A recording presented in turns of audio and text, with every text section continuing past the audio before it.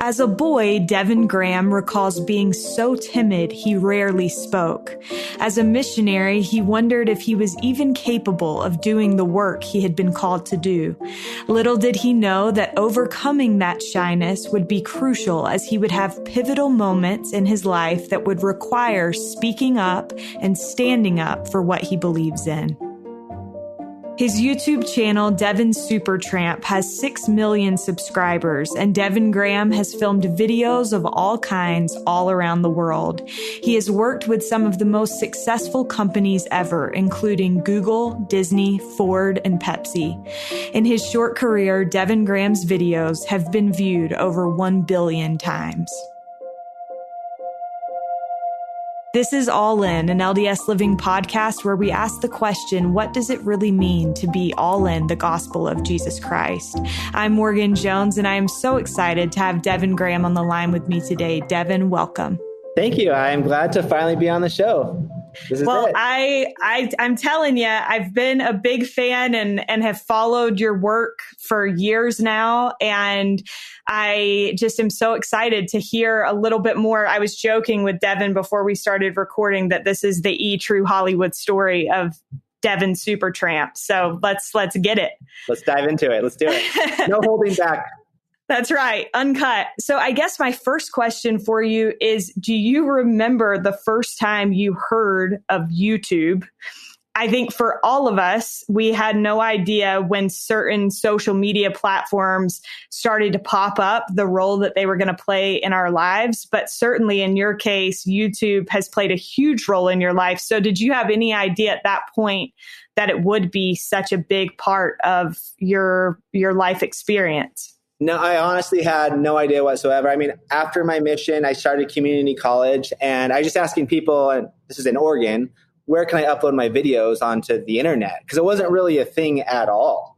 And one of my friends from high school is like, try a platform. It's really new, but it's kind of the big thing. Try YouTube. And I'm like, okay, what is YouTube? So I jumped on, and then I created my YouTube account, which was called Snow Jamaica. That was my first YouTube channel. You can look it up. Because of your mission in Jamaica. Because of my mission in Jamaica, and I love snowboarding. So it was like two things I loved all into one. And that's where that channel came from. And nothing ever happened with it, but I was just uploading like silly videos because I've always loved creating films, little short films. Was putting them up on YouTube. And then that's kind of how that started. But I never took it serious. I didn't take it serious until I was going to BYU. And this is 2008, 2009, where my roommate, Jeff Harmon, who they have a little company called VidAngel and Harmon Brothers and Dry Bar Comedy. They started all that stuff. That was my roommate. Yeah. And he was like, YouTube is going to be the next big thing, Devin. And I was going to film school at BYU learning about how to do big Hollywood motion pictures. And he was like, no, Devin, YouTube is where it's going to be at. Like, that's where I see everything moving. And I was like, I don't fully believe that, but I will give it a shot. So he wanted me to promote their company. They had just kind of launched through the internet, through social media. It was called Brush, a tongue cleaner. And I did this little video for them, and they got like 26 million views, give or take. And they started selling millions of product from this YouTube video. And from that experience, from Jeff Harmon, I learned like the power of the internet, the power of social media, the power of YouTube. And then he kind of took me under their wings.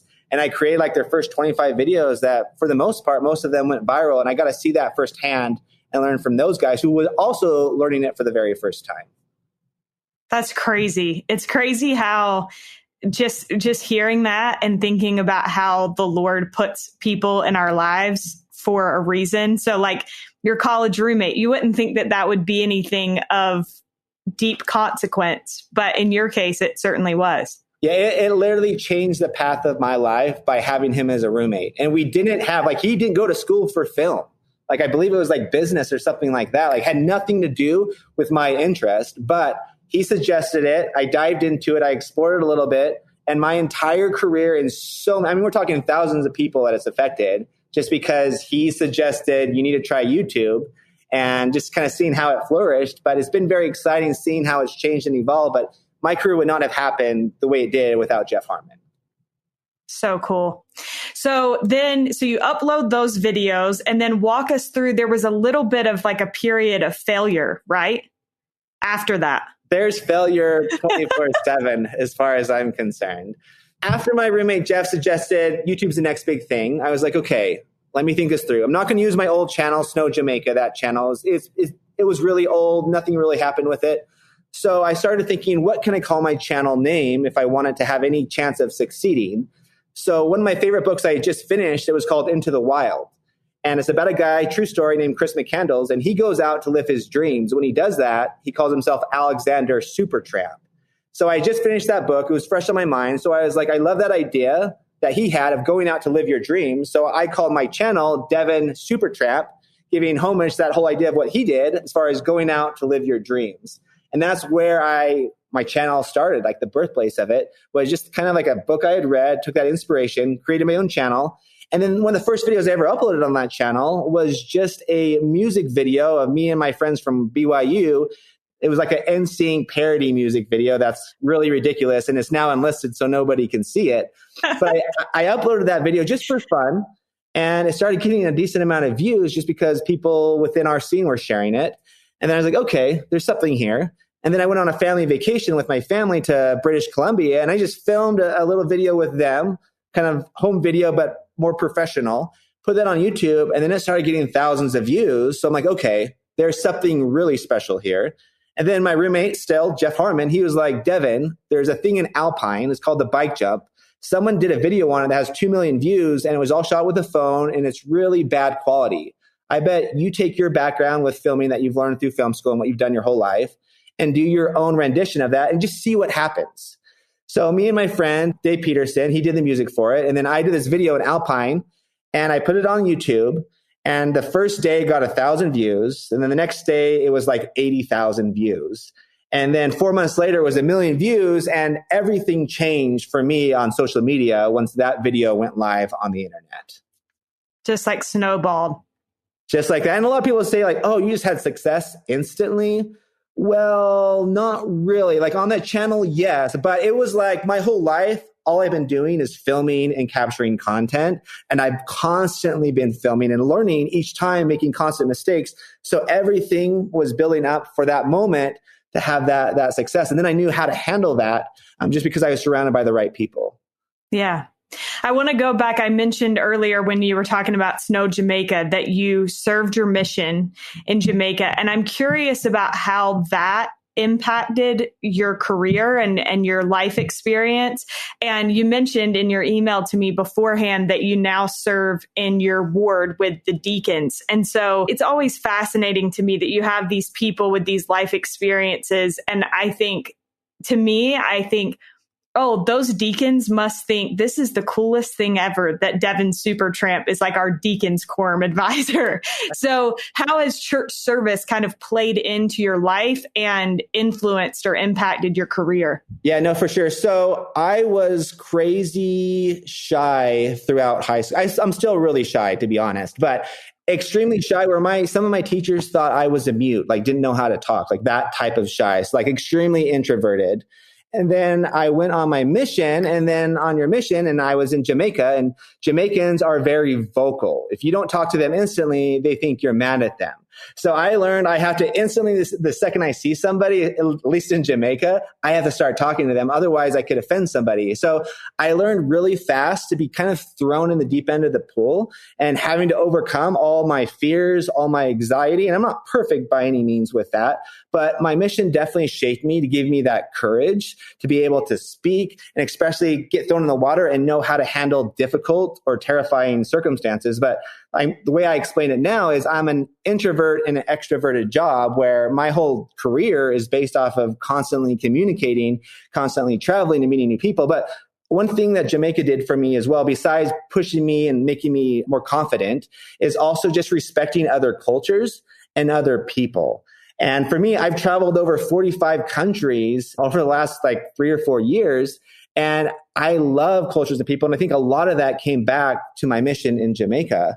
So for me, it's fun seeing that come full circle where all these different elements had a huge part of my success. And at the time, it didn't feel like that. Like it was just poor college student just trying to figure out how to survive. But I just happened to have a roommate we're not living in nice, fancy apartments, just kind of a crummy little rundown, not necessarily shack, but it wasn't the best. But I was put in the right people's hands to have much bigger opportunities. And it's fun seeing that 5-10 years later of it actually like, okay, Heavenly Father was very aware of exactly what I was going through.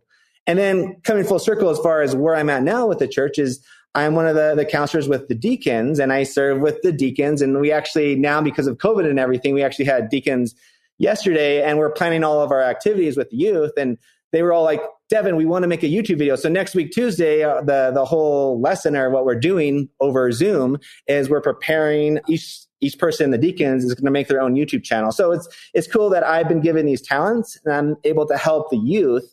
And it's really fun just kind of seeing that come full circle. That's so neat. I think it's interesting hearing you talk about being shy. My dad always says that before his mission, he couldn't call and order his own pizza because he was so shy. And I thought, as you were talking about, I had a state young women's president growing up who talked to us about how she used to be really shy. And she realized that in order for the Lord to be able to use her, that she needed to step outside of that. And I remember that I was probably 13 years old at the time, hearing her talk about that and thinking like, I'm so glad that she overcame that because it's blessed my life.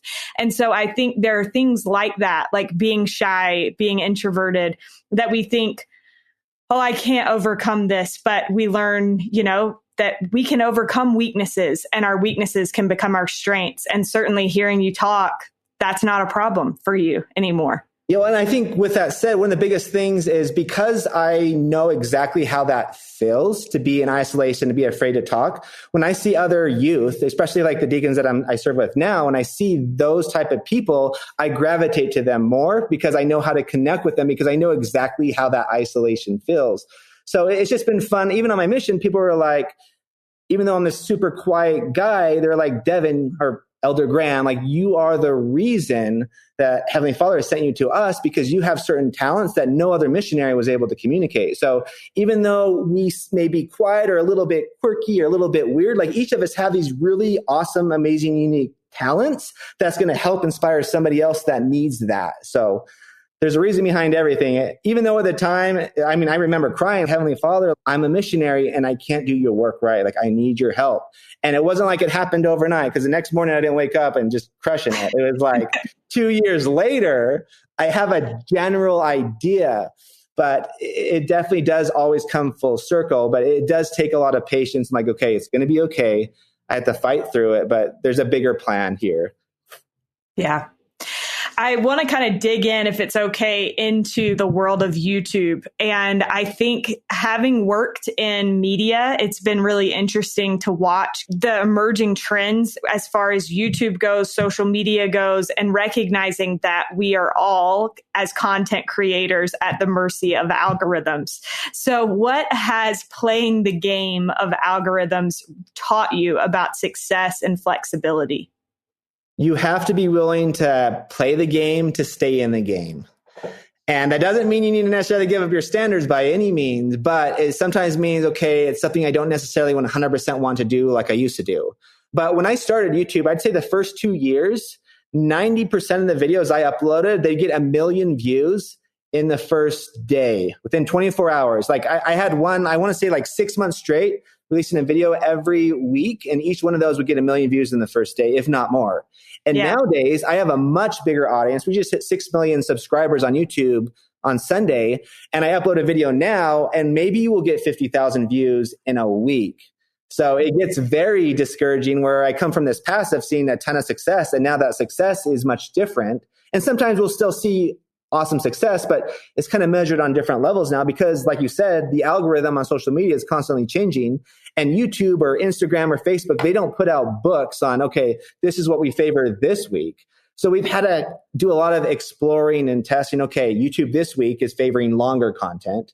This week, they're favoring like the thumbnail and the title. So it's really hard to keep track of what's actually affecting what. So we definitely explore that a lot. We have 3 different YouTube channels. And one of the channels we launched recently is just relaxing nature videos around the world. It's called Visual Escape. And on that channel, we put out a video every day. Now, we couldn't do that on our main channel, Devin Supertramp, but what we see is YouTube is favoring daily content. So it's just like you have to kind of change and adjust the way you play the game in order to stay in the game. But if you're stuck in your ways saying, this is the way I'm going to do it, I'm only going to create this type of content, chances are you're probably not going to succeed very long. Yeah. Well, and I think it's so easy to think, I used to have this kind of success. I used to have these kind of numbers. And now, like you highlighted, you're doing good to get a fraction of that in a week. So how do you keep from becoming consumed by the numbers? And how do you adjust your idea of what success looks like? Yeah, so I would say the way I see success is constantly changing for me to keep my sanity. And occasionally I do lose my sanity and I'll have my breakouts where I'm like bawling to my wife. It's like, we put so much time, so much of my heart went into this project and it got hardly any views. And then I'll spend a day filming a project and it'll get 5-10 million views. So I think for me, at the end of the day, is I will do projects that I like, that I think will do well, and they'll usually tend to do well. And then I'll do projects that I'm extremely passionate about, that I'm doing it not for our audience. They're going to see it, but I'm doing it for myself. So for me, I think that's what's helped keep my sanity, is making sure I'm still doing things that I'm extremely passionate about, but also doing things that I feel people still want to like really see and get excited about. Yeah.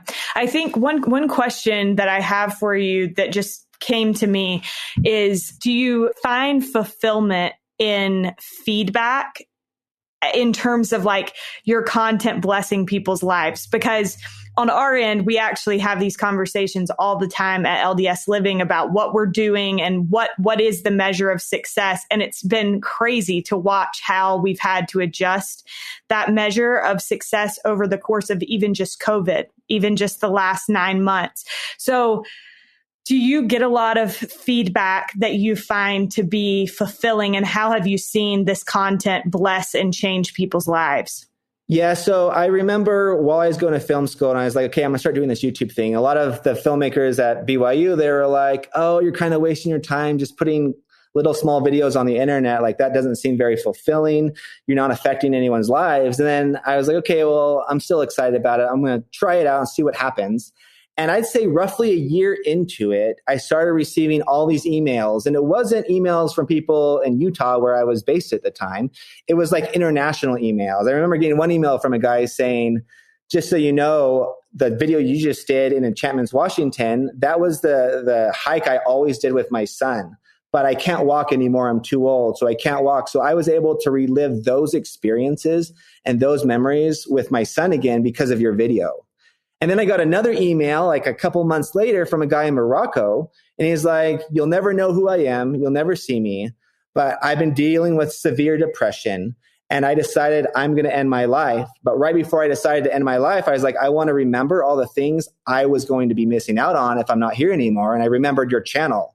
So I spent the whole night watching your channel. And he just said I was in tears crying because I was like, I was going to miss out on so much. And you're the reason why I'm alive today, because of all the videos you created inspired me to want to keep on living. So it's like, even though I'm doing sometimes what people are thinking like, okay, those are just silly 2-3 minute videos, it's really awesome seeing people from all around the world reaching out to me and saying, because of this video, I'm alive today. Or because of this video today, I am treating my kids a little bit different. I've had all those experiences that are like pretty like larger than life, but I like have the emails to prove like this stuff actually happened and these are real people that I'll never see probably.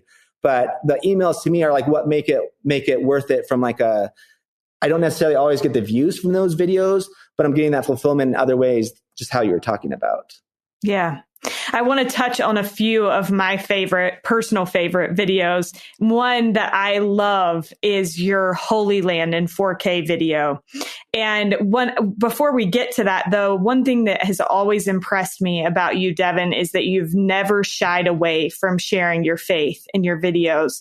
And I have admired that from a distance and appreciated it on a professional level. Why is that so important to you to let people know what you believe? And how do you think that has affected your career? Yeah, so it's a balancing act, 100%. And I've had to learn it through the process because I didn't go in like, I grew up LDS my whole life. And I was like, okay, I know a lot of people in the industry or in the Hollywood world, they kind of have to give up those standards and they lose those standards. I've even seen it with friends from BYU that kind of went different routes and are not happy now and having to deal with those consequences. So I was like, okay, I'm going to stick to my standards. And earlier on, I had Budweiser reach out to me and they're like, hey, Devin, we want to offer you X amount of dollars. And it was the largest amount of money I have ever seen, probably to this day. And I was like, that is a huge paycheck. And I'm just kind of starting out and that would be awesome. But I turned it down.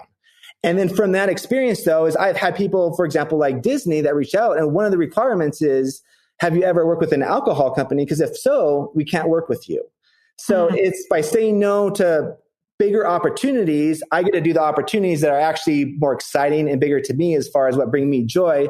And I'm still keeping my standards because of it. So it's just been really fun seeing that process. Now, what I will say, though, is it wasn't like easy at the start. Because if someone comes to you offering you $500,000 or whatever that is, if you're giving up your standards, it's like, well, at what point do you say no, say yes to? But it definitely, for me, has always paid off. But it was like deciding that from the very beginning of, well, why don't you smoke? Or why don't you do this? Well, I decided earlier on that I was going to keep that commitment no matter what. And I had a similar experience where I got hired to do a big project with a camera company. And we're filming at the NFL stadium in Florida. And while we were filming, I was like, okay, one of the things is I want to make sure everyone is modest in our videos, or as modest as we can get them with what we're doing. And all the cheerleaders came out. We're doing this with the NFL as well. All the cheerleaders come out. So we're talking like 50, 60 cheerleaders. And they were wearing about as skimpy of outfits as possible. And I was like, oh no, what am I going to do? This is my shoot. It's going on my channel. But I want to make sure that I'm having people modest as far as keeping my standards that I believe in. And I walked up to the coach and I'm like, I can't have all these women out here dressed like this because it's going to affect my image and what I believe is right. And he's like, well, this is what sells. Sex sells. And this is the way it's going to be. So you have me, this little kid, relatively, right, in front of all these women in the NFL stadium. And I'm like, okay, my standards are right now on the line. What am I going to do about it? And luckily, the other people on my team were also LDS, and we kind of talked about it for a minute. And then I went back out there and I'm like, all you women are very beautiful, but I want this video to be seen by everybody, by all countries, by all standards. In order to do that, we need to be modest. And I promise you that this will be huge, that this video will be seen by so many more people if we can do that. And I didn't even talk to the coach because the coach I knew wasn't going to be happy. And then all the women left and they came out in much more fitting outfits for what we were trying to do. But for me, like that was my turning point of I can live my faith while still being in the entertainment business. And it doesn't have to be offensive, but it's like just letting people know the vision of the bigger picture. And I've just seen so much success by keeping those standards. But I always look back to like that moment in time where I had to make that decision. And then like a year later, I got asked by Aruba Tourism and I had my whole pitch of, okay, these are the standards that I do on every shoot. If you guys want people in very small bikinis, I won't do that, but I will do this. And this is the way we can make it work. And here we are today. Such a cool story. And I think, it's cool whether we're talking YouTube videos that are seen by millions of people or just little moments in people's lives. Like we all have those moments that we can point back to that are like, okay, I'm either going one direction or I'm going another direction. And I think it's so cool that you were bold enough to stand up for what you believed in a pretty high pressure situation. I was going to say no pressure, Kevin, like no pressure at all. Yeah, it was terrifying. I believe it. So going back to this Holy Land in 4K video, which if people have not seen this, I am going to admit something to you. My boyfriend told me that I needed to watch it and I had never seen it before. And he's like, it's basically like, it's like a Mormon message. It's amazing. And I was like, okay, I'm expecting just like video of the Holy Land. And then all of a sudden you start hearing Elder Holland and Elder Uchtdorf. And I'm like, oh, I see what he means. And so can you tell me a little bit about how that video came to be and how you chose to use General Authority's words in it? And also how you chose which General Authority's words to use in it? Yeah, so for that project, and the guy at the time on my team, his name was Parker Welbeck. He was the one that actually made that video happen. But I know the whole background story. He was on my team and everything. Okay. It was a wallet company that does a lot of service projects. They reached out and said, hey, would you like to go with us to Jerusalem to shoot a video? And I was off on another project. So I sent my right-hand guy, Parker at the time, Parker Welbeck, who has had an awesome, amazing career as well. So Parker went out to Jerusalem and he just started shooting beautiful stock footage of all these locations. And he got back. And one of our things, I'd say from the beginning, is how can we be cool members of the Church of Jesus Christ of Latter-day Saints and not like so much in your face where it gets annoying, because I do see that, but we want to be looked at as like cool members of the church and not kind of weird or unique, but people, we want people to relate with us, I think is what it really comes down to, while still being able to share the gospel in a natural way. So that was the whole idea with that video, is what Parker was thinking, is let's shoot locations that people love regardless of what background you come from religiously. And in a nonchalant way, not in your face way, let's use general authorities or prophets, apostles, voices to be in this video. And that's really what it came down to, is then Parker started jumping on YouTube and just looking it up. And we're like, well, do we reach out to the church? It really shows the church in a really positive light. And I can't remember, I don't think we really reached out to the church. I just think we took those voices and we put it to YouTube. But it was just really cool just seeing that response and seeing so many people share it. And people wrote back to me and they're like, Devin, I've been struggling with this in the church. And then this just cleared my head and just like reminded me of the bigger picture. So it was just really fun, cool, exciting seeing that play out. And if you go through our channel, you'll see several videos. For example, I have one of breakdancers breakdancing, but it's to a church hymn. And it was one of the first videos I ever uploaded on YouTube. And one of the channels, or one of the big internet websites that always kind of fights against the church, or a lot of religious stuff at least, they posted that on the front page of their website. So it was like a cool way of like sharing the gospel to a group that like kind of pushes away. Typically hostile. Yeah. Yes, exactly. But it was like, it brought both communities together. So it was just like, it was a breakdancing video and I put church gospel music to it. And for some reason, something special happened and that video blew up. So it's just really fun. Like, how can I put my own beliefs into videos, not in your face, preaching to everyone, saying this is the way it should be, but just nonchalant ways that people will feel peace, that they'll feel happiness, and then they want to look more into it. And I mean, for us, that's been one of the really cool, exciting ways to see it. Now, there has been times, though, like certain countries we traveled to, I think of New Zealand and in Guatemala, where we actually put on firesides, where we reached out and said, hey, we'd love to put a fireside at the church just for our followers, to get them in the church. And then we're going to talk about like what we love to do, but how that also relates to our own beliefs. So we did one in Guatemala and we got, I want to say like 200-300 people there, and they were our fans. So one of the guys, he traveled like 9 hours in a bus to be there, to be in like a church. And I had translators because I don't speak Spanish, and they translated it all for you. But it was just like really awesome experience. And then New Zealand, and then like a couple months later, a guy wrote me and he's like, I was at that event you put on at your church. And he said, just so you know, I'm now a member of the church. And then he sent me a picture of him pre-baptism, right after baptism, getting baptized like in a lake in New Zealand. So it was just cool, like ways that I can be natural, be myself, but also share some of my faith where it's not in your face, but still sticking to the principles that I know are true. Absolutely. And you actually met your wife giving a devotional. Is that right? That's correct. So yeah, BYU Hawaii reached out to us and said, we would love for you to do an entire devotional in the auditorium, gym, or whatever it was. So they had 4 influencers. So it was me, another guy, YouTuber, Stuart Edge, Tiffany Arnold.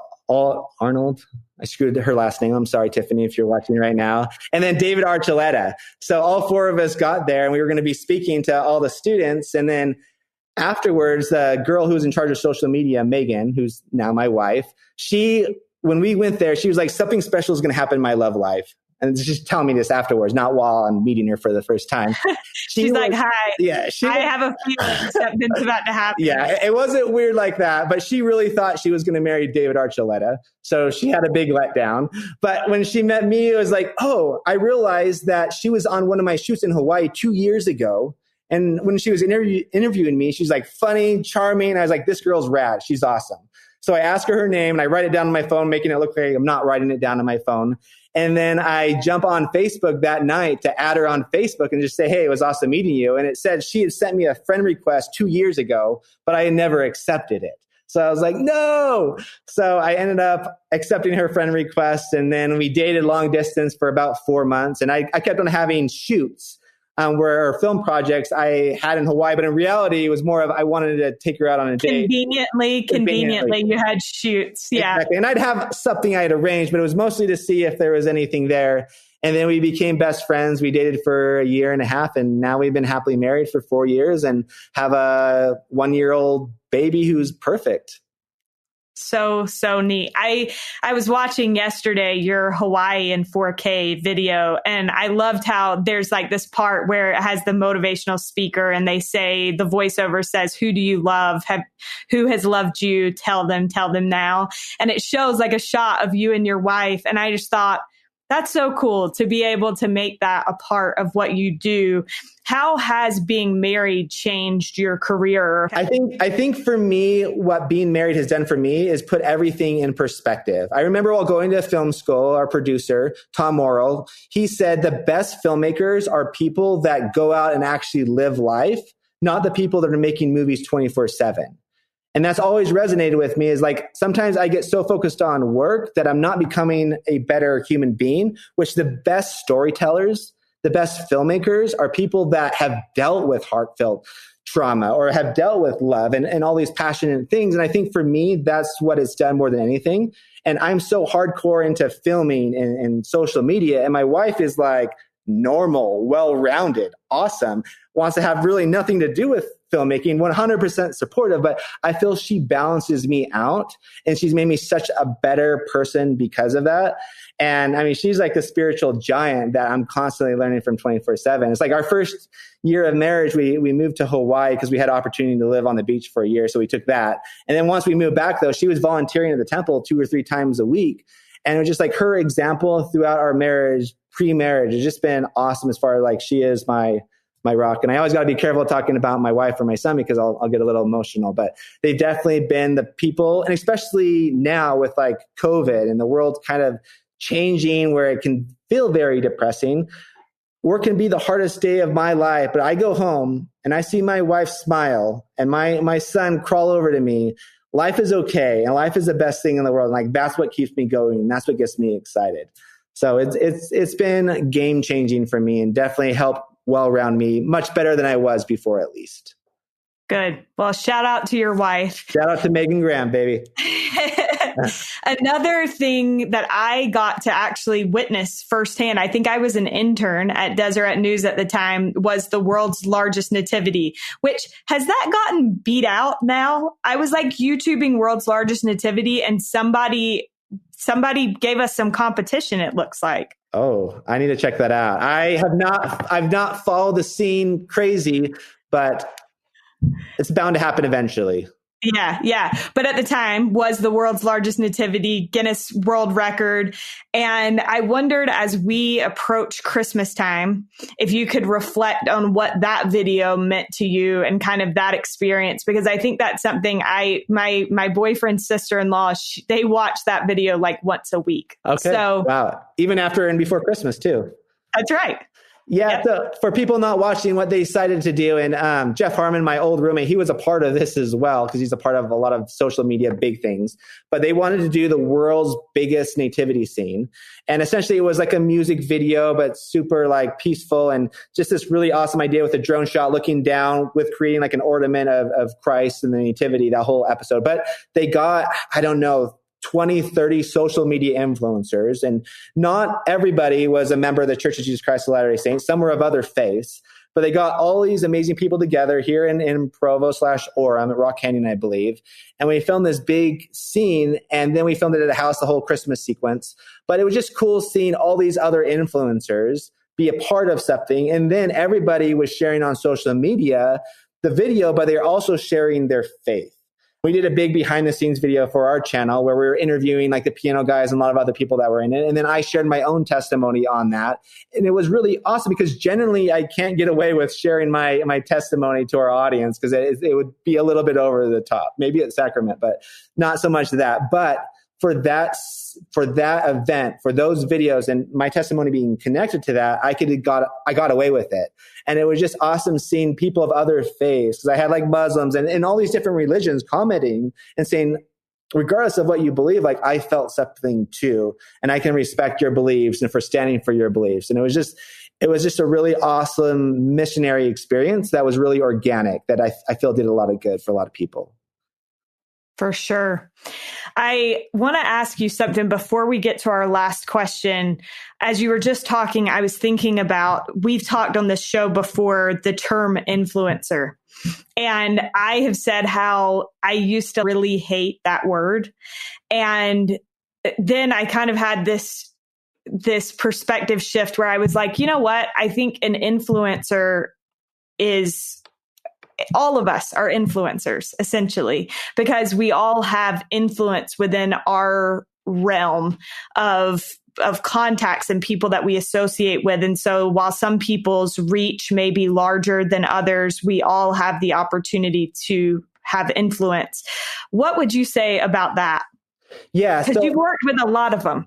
I've worked with a lot of them from all around the world. And one of the biggest things I've learned is even if I have 6 million, 10 million followers and I put out something, it doesn't mean my audience is going to take that serious unless it's something that they grew accustomed to me talking about over a long period of time. So for example, if I talk about a camera product, I can push that and people get really excited about it. But if I talk about something else that has nothing to do with cameras, it means nothing to my audience. There's so many other people out there that may have super small audiences, but as long as they have some kind of niche, they have a lot of power. And I think of someone like my sister, Lindsay, who doesn't have, she's not what you'd consider an influencer. She just has like her family and the people in the ward and the community. But I feel when she tries to say something, sometimes she can do a lot more good than I can just because she has a certain niche that I can't connect with. So I feel everyone has a voice, regardless of the millions or the 10 followers you have, that if you have 10 followers, that sometimes could be better than having a million people that don't really care about what I have to say today. Yeah. And I think to that point, talking about consistency, if you haven't been consistent in your messaging, nobody's going to listen anyway. And so a lot of that influence is dependent on our being consistent. Devin, as we wrap up, my last question for you is the question that we ask at the end of every episode of this podcast. And that is, what does it mean to you to be all in the gospel of Jesus Christ? For me, it's about deciding now that I'm going to stand in holy places, essentially. That, okay, today I am going to live my standards and I will continue to do that tomorrow. I've had so many friends not make that choice. They have a testimony, but once they're put in any kind of situation, they'll make bad choices. So for me, it's about, okay, today I am going to believe in the gospel. I am going to stand by the gospel and make sure I live those principles for the rest of my life, and then make those choices every day. But for me, the gospel has been huge. It's shaped my career. It's brought me peace when I am terrified, and it's made everything make sense when nothing around me makes sense. But for me, being all in is just committing now and living those principles that you believe in. Thank you so much, Devin. It's been so fun talking to you, and I just appreciate your time and your work so much. Absolutely. Thanks for having me. We are so grateful to Devin Graham for joining us on today's episode. If you'd like to learn more about Devin, be sure to check out our show notes where we will have links to every video we referenced on this episode. As always, you can access our show notes at ldsliving.com/allin. Thanks to Derek Campbell of Mix at 6 Studios for his help with this and every episode. And thank you so much for listening. We'll be with you again next week.